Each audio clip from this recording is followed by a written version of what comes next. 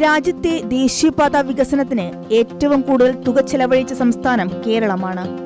ഈ വർഷം ആദ്യം പുറത്തുവന്ന കണക്കുകൾ മാത്രം സൂചിപ്പിക്കുന്നത് 5580 കോടി രൂപയോളമാണ് ഭൂമി ഏറ്റെടുക്കുന്നതിന് 5 വർഷത്തിനിടയിൽ സംസ്ഥാനം ചിലവഴിച്ചത്.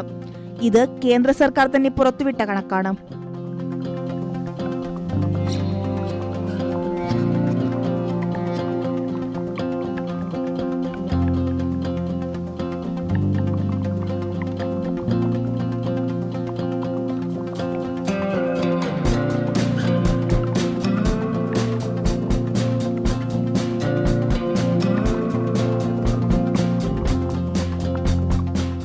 BJP ഭരിക്കുന്ന സംസ്ഥാനങ്ങൾ ഉൾപ്പെടെ ഇക്കാര്യത്തിൽ കേരളത്തിൽ നിന്നും വളരെ പിന്നിലാണ്.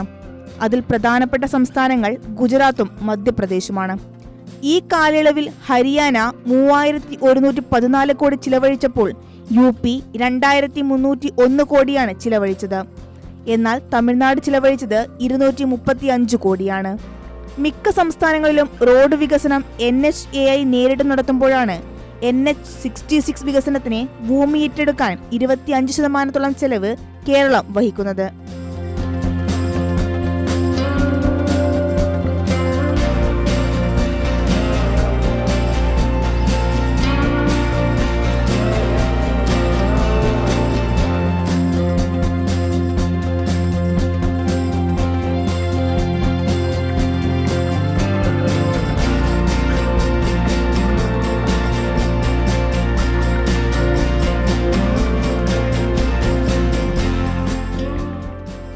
ഇതോടെ പൊതുമരാമത്ത് മന്ത്രി PA മുഹമ്മദ് റിയാസ് തന്റെ സമൂഹ മാധ്യമത്തിൽ പങ്കുവച്ചിരിക്കുന്ന നമ്മുടെ കേരളത്തിലെ ഒരു പ്രഭാത ദൃശ്യമാണ് വൈറലായിരിക്കുന്നത്.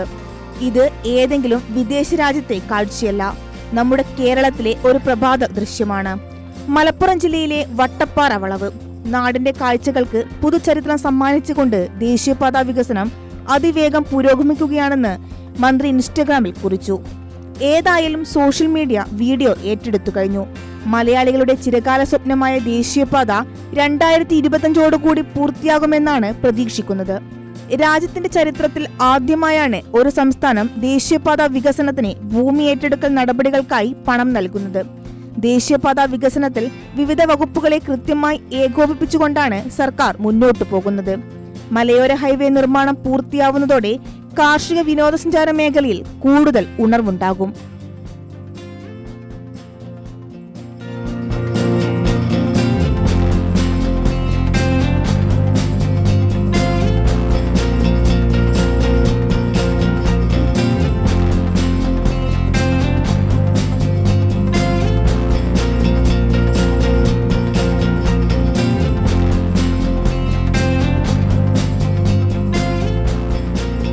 News desk, Kairali news online.